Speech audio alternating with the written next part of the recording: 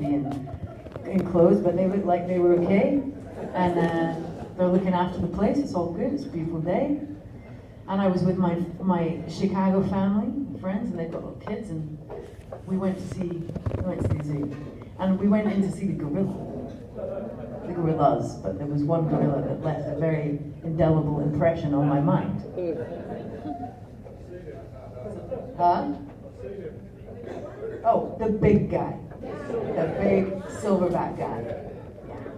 So anyway, we go in. I'm holding my little friend Zoe, who's 6. She's in front of me.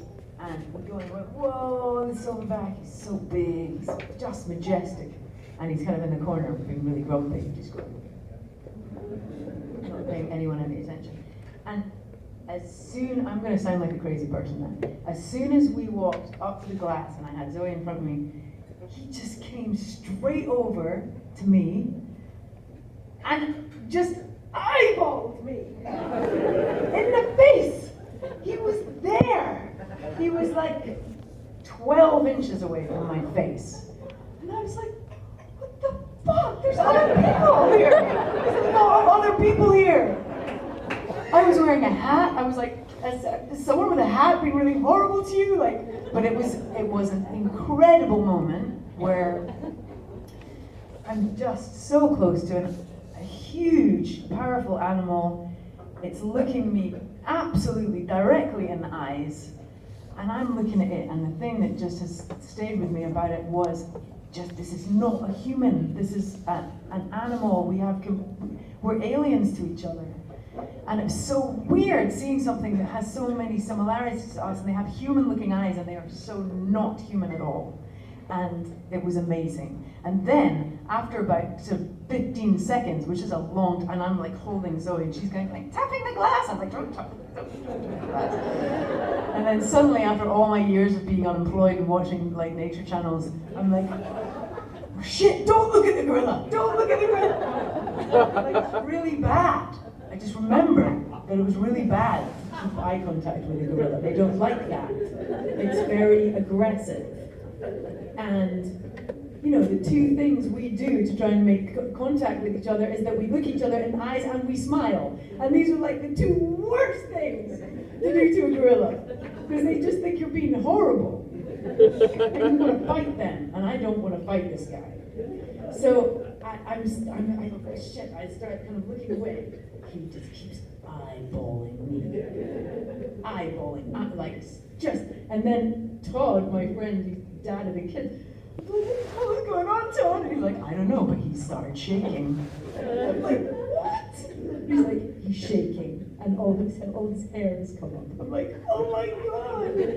Oh my god! Is this really bad? Is this good? I don't know. And anyway, finally it was done, and he went away. And I was really shaken by this, and that evening I was kind of feeling a bit upset about it. I was just like, I think I really pissed him off. And I absolutely didn't mean to. He must get it all the time. I was like, no, this is wrong. That guy's in there all day, and I shouldn't piss him off. I'm going back tomorrow.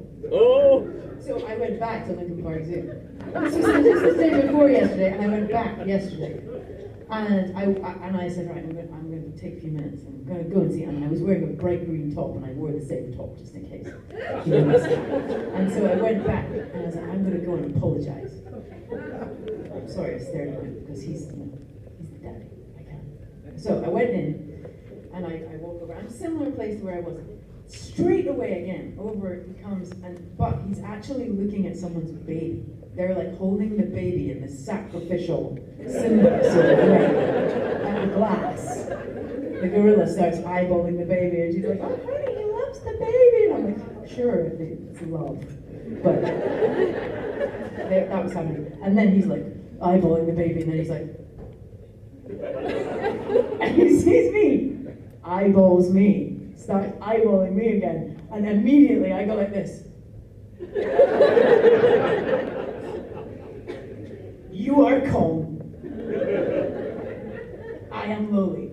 And I look down and I kind of crash out, and then I look up and he's still looking at me. And then he walks along the front of the glass in front of everybody, and there's like a tree stump here, and he just gets up on this tree stump, legs wide, balls to the crowd, crosses his arms, and he's just like, oh yeah. I'm like, okay, we're cool. We're cool. He wins every time.